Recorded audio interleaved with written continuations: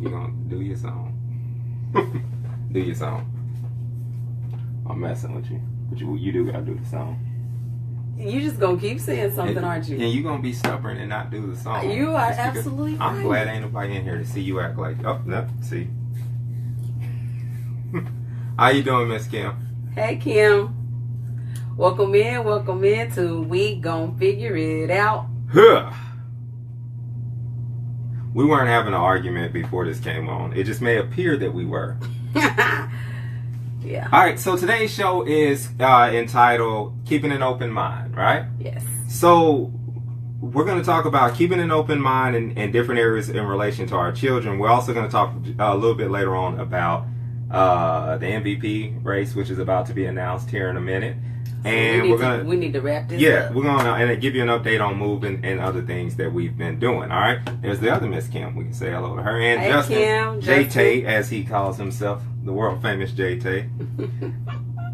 So keeping an open mind. One of the things that kind of stimulated this conversation we want to have is a lot of things that happen in the news.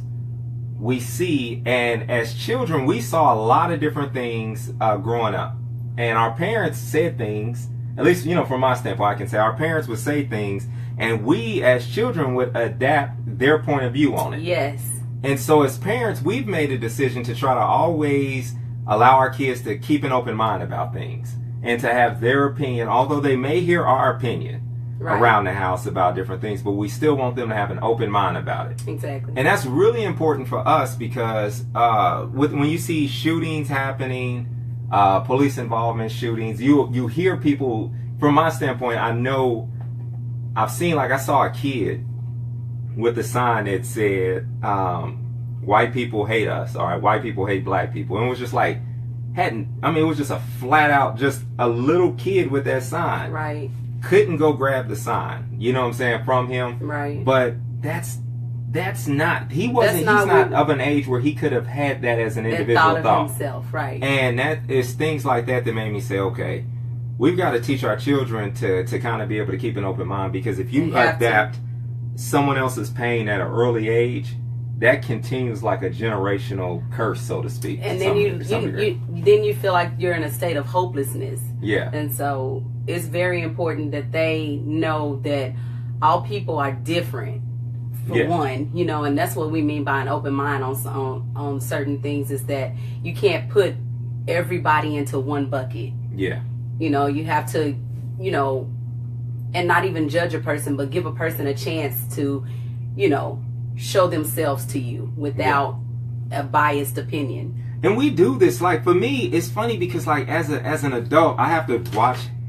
There's certain messy things that you do that you're not supposed to do anyway, like talk about other people. Right. You know what I'm saying? Yeah. Like, and if your kids see it and they see you talking about what's her name's, like, why is she wearing that dress? Then your kids kind of adapt that attitude. They do. And so I've always said to myself, I'm gonna try my best to do, like, as our parents, for me, my parents would say something in front of me and be like, stay out of grown folks' business. Right. And it's like, I literally just heard you talk bad about Miss Ida. But, times are so different, too, because a lot of times when our parents had company and things like that, kids were not allowed to be in adults' faces. They were sent either outside or in their rooms or somewhere else where adults were not at. And so today's times, kids are right there absorbing all of these things that their parents are talking about, arguing about, debating about, and so it forms their opinion so early on. And I think it's still important to keep those same values where kids should be dismissed when it's an adult conversation. And so what happens is, as a parent, even if you dismiss them, kids can watch the news, right? And they're gonna come and ask you this hard question. They're gonna come and ask you a question like, I see what's going on TV. Is it true that the police hate, black men? Right. Is it true that I should be scared if I get pulled over? I heard you say you're scared when you're pulled over. Should I adapt that? Right. Kids ask those type of questions now. And those are hard questions to ask. And you gotta, as parents, we need to be prepared and think about it. How will I answer that question? Right. How is it fair? I think sometimes it's really hard when you have to ask that answer some of these questions about, how to there could be a part, at least for me, let me get my thoughts together. Sometimes I feel as though I shouldn't have to answer a question the way I should. When my son asks me how should he behave, here, there, or whatever, I want to be able to say however you want to. But I do understand when I send him into a situation, he not only represents, he has so many things, so many different jackets that he's representing. He represents Christ. He represents the African American community. He represents our household. He represents his church. He represents his school. And all these different things. And it's like, and I wish in there that who he is worth so much that it covers all those things with honor. Right. But sometimes when you're explaining those things to them, you do have to put, it feels like you're putting pressure on your children sometimes. And then they walk into a situation without an open mind because they feel like they're being judged because of their color or because of their religious belief system. Right. And so that's where it's like, how do you teach them to keep an open mind and not just get discouraged? Yeah. Right. So Justin said, personally, as a Native American, I blame no one for the mistakes of the past. It happened, I know. Yeah.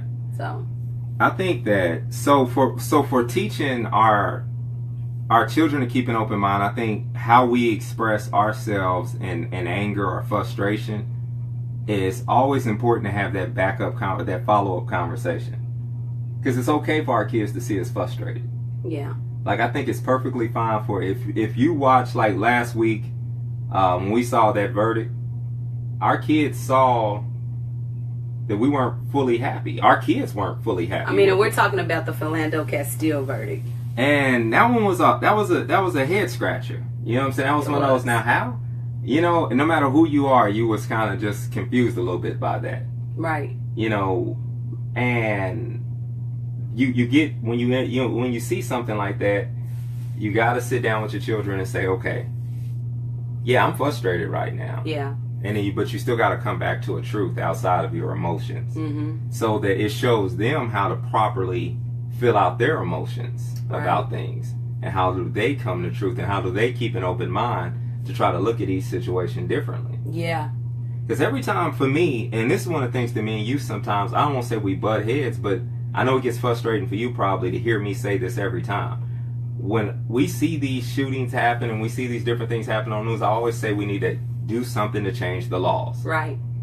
Because we keep getting the same verdict over and over again. So obviously we're expecting something out of the system. Right. That we're not going to get. Right. I keep saying that.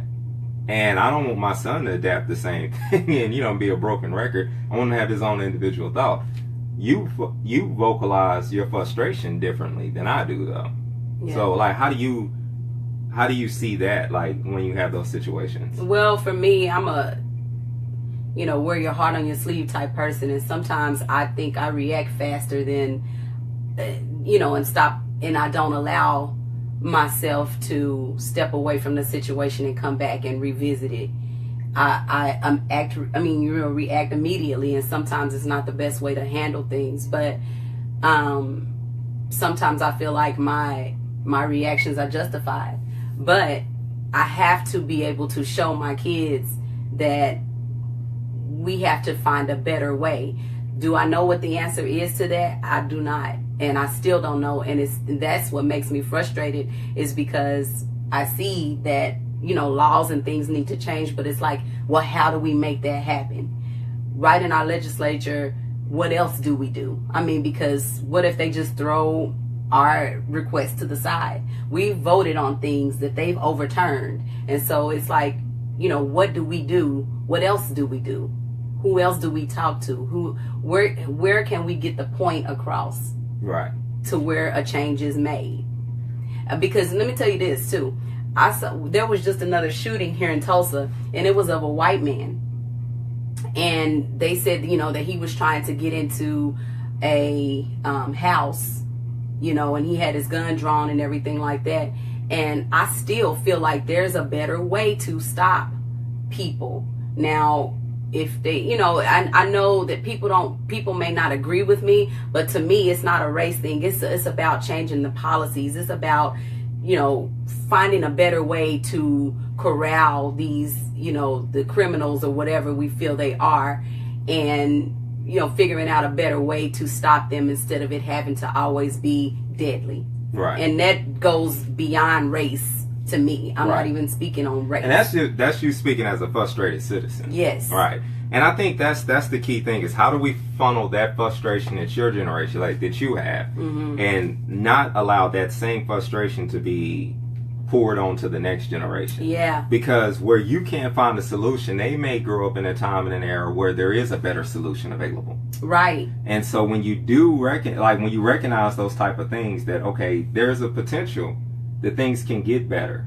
There's a potential for them. And so you could express it with all frustration, but when you sit down and express it to them, you may not know the answer. But you do what the generation before, I think the civil rights generation did a great job of doing for us, of making sure, but you know what? There's a brighter day. Yeah. The baby boomers were good at that, in general, of just saying, like, whether you were talking about the hippies or whether it was people who were out there, before, they always did a good job of letting the next generation know there is a brighter day. Yeah. And I think that helps the next generation believe in what's next. But to me, it seems like this generation is a generation of hopelessness. I don't see a lot of it's gonna be a brighter day. Yeah. And that may just be within the last year or so because things have spiraled out of control, and it seems like they feel like there's no hope. And so I haven't really seen much of but everything is going to be okay. It's about what we put into them is what they're going to display. Right. And I believe the more we put into the generations after us, the more they're going to display that. Because I've seen a lot of young people have a very tenacious attitude, like go after the ones who have mentors, the ones who have guidance and leadership. You take Ramal, for example, and what he's doing over there with the kids he's taking on with Juice Radio. They all have a positive outlook, but they have people who've snatched them up and said, hey, we're going to do something new. Yeah. And so I think as we guide the generation, we may have our own frustrations, but that doesn't mean we lie silent. And that also doesn't mean that we project our negative feeling about it onto someone else. We can take back what our children consume, because the media is going to continue to consume raw facts now. And I'm saying, like, through social media, raw facts are being funneled. So the media in itself is going to give you a tainted view, and then you're going to get someone's social media standpoint, which is going to have their stamp on it too. Yeah. So it's about teaching those children to have a more positive point of view on it, a more realistic view to life, so that they don't grow up with everything just being tainted, negative, and now they've inherited the weight of the world. Yeah. Without knowing that they're greater than anything in this world. They have something greater within them. Right. They'll never know that the identity in which God has made them gives them dominion over all of these things, that they've overcome it. But if you give them doom and gloom, that's what they'll take. So I really want us to, that's one of the key factors of what I feel like is important for us to do as a family. What did Ken say?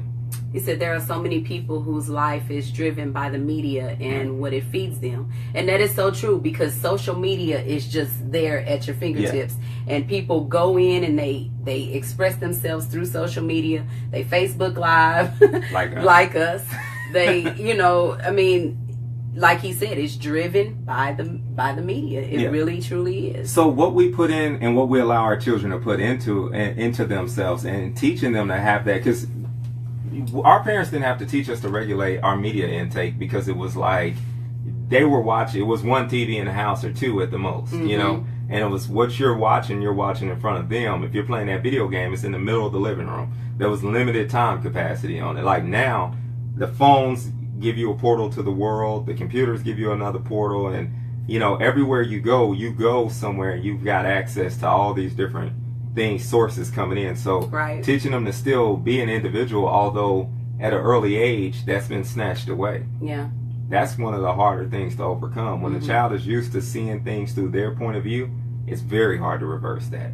Yeah. As like when I try to talk to our older kids, it's like they've already got their opinion on it. Yeah. And I would love to come to them and say they're just going to believe what Daddy wants them to believe, but they don't. They've tested things out through media, not through tangible real life experiences. Yeah. They feel like they know and they can tell me about it. And it's like, but yeah, you only experienced that through Facebook. Kids don't do Facebook, but you've only experienced that through Snapchat. That is so true. So, you think we covered this pretty good?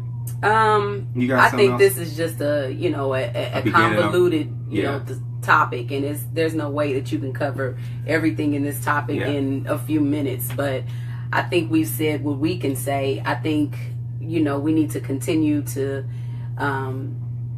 show our kids a different scene. I say, sit around the table and have discussions with them. Make them put their phones down from time to time and, sit around and have dinner together and, spend some time outside away from phones and things like that. So the no socializing rule for like at least 1 hour. So because no socializing is when everyone's in the room, but they're on the phone, not paying attention. Yeah. So the no socializing rule is one that can definitely help a family bond a little bit closer. And we're guilty of it. I'm not in no way saying that I was on my phone during this show twice. But what I'm saying is, if we take back some of their how can I put that? Some media of their consumption. media consumption, then I think that would help. Yeah, it helps them return to a legacy that what you want to give them. And I think that's one of the things, you lose identity when you don't get a chance to share with your kids. That, their generation will lose an identity. So, for example, growing up, I knew what it was like to be a Colors, and I knew what it was like to be a Morgan. Like, I knew what it was like to be on both sides of the family because, one, my community taught me what I was. So if I was walking down the street, people told me I looked like a Colors or I looked like a Morgan. Mm-hmm. You know what I'm saying? Like, and people knew of my family within my community. But outside of that, I knew what identity we had as a family from spending time with my grandmother and my grandfather and them pouring that into me and letting me know who we was and, who we are and what's our identity. If my kids had to learn who I was through Facebook, then I'm not happy with that. Right. That's not going to be something that I'm okay with. The legacy of love in which I want to give them, it's going to be handed down from what my grandmother, my grandfather, and my parents taught me. And it's got to be a more hands-on, I think. You know what I mean? And I think that's what we miss at the church sometimes. Like, because that was the common denominator where, what I'm saying, like, even if you didn't have a family, you still had that structure within the community. And sometimes you're not, people don't get that anymore. Yeah. When you got, and I'm not down in larger churches and things of that nature, but sometimes those are the things that are missing when you don't get community from church, when you're just going for the religious factor. Like, well, it's Sunday, I should go. Right. Like, engaging and knowing who you are, how you're made, who you are, all those different things come in with participating in those traditional things. Some things, put your phone down and don't let it fall to the wayside. Go play play a game, a sport. Yeah. Find out that you're a natural athlete, or that's a part of your family's legacy. Mm-hmm. Like I tell our boys all the time, I'm not a natural athlete. You're gonna have to work hard at it. Yeah.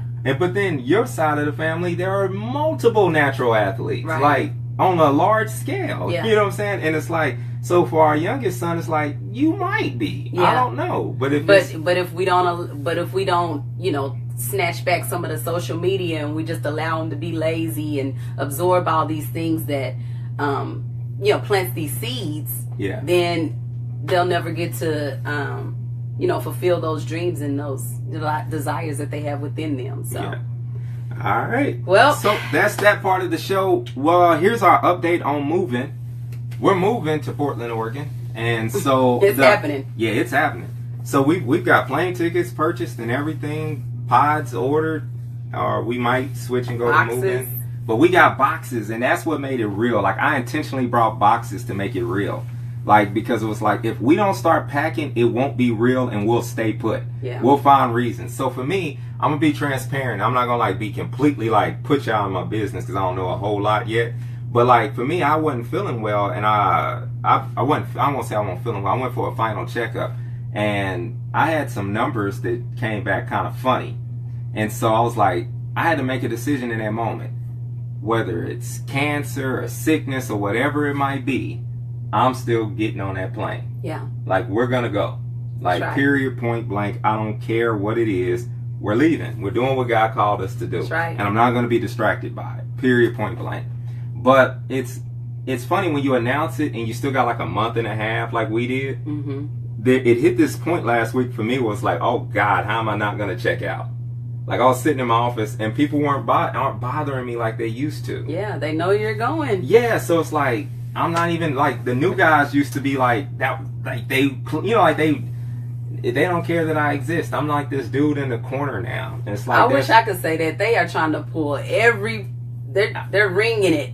Yeah, and every little drop. I got a ton of stuff to do, but I don't know. This is where I need like the older guys who were at the mission at one point to come by and visit me or something. It's not that I'm lacking. Like I have a bunch of stuff to write up and show people what I used to do, or what I do for But it's still just like it feels like it's so long. Yeah. Our biggest anxiety right now is we're leaving. We're packing boxes. We've purchased plane tickets, but we have not signed a lease yet, and so we're not worried about it. We know God's timing. But we're just gonna trust it. But that's where we are with the moving thing. Like, hey, Miss Janine. Hey, Tim. So that's where we are with that. Too. We've got to figure out those parts of it.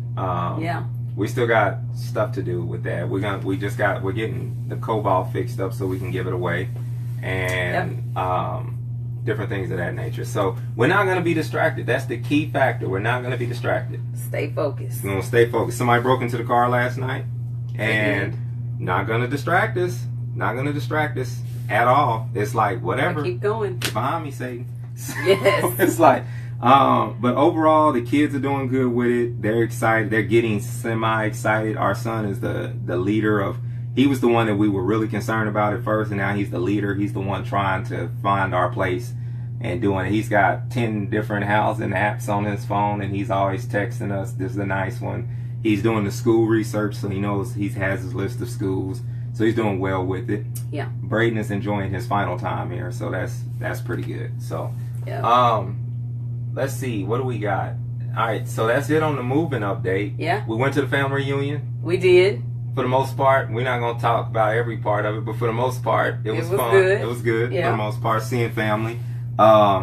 And so we hope to go back to Kansas City and see family one more time before we leave. Right. You know, all of our Tulsa family, we hope to see them. And if you're going to be in Tulsa, we hope to, if you come through and see us before we go. Because once we're out there, that's out there. That's out there. Yeah, so we won't be just I don't think we're going to get many visitors.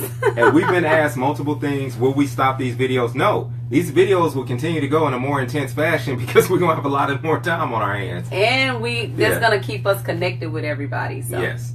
And so, last question I got for you for today. If Westbrook does not get the MVP, which we're late to the show, I know you've dealt with this for a little while. You're waiting to get in there and watch the NBA awards. So, if Westbrook doesn't get the MVP, you done with the NBA for a little while? I mean, just until the season starts. But I'm going to be really salty. Really salty. Yeah. Like KD got an MVP. Like, Finals MVP, and if they snub Westbrook, it's like, what? It's gonna be. So, all right, yeah. That's it. That's it for the day. That's it. Yeah. Hey, let's ask him this question. One more question, and I don't believe it at all. I don't see it. My wife doesn't see it. But as a police chaplain, I have to go to different scenes. So, on several different scenes, I've had kids say this to me. I've had family members say, I had people say it at the family reunion. I've had people say this over and over again. Look at this face. Look at the face. Nothing. Okay, so I've been getting. Don't get your head. Okay. So I've had multiple people.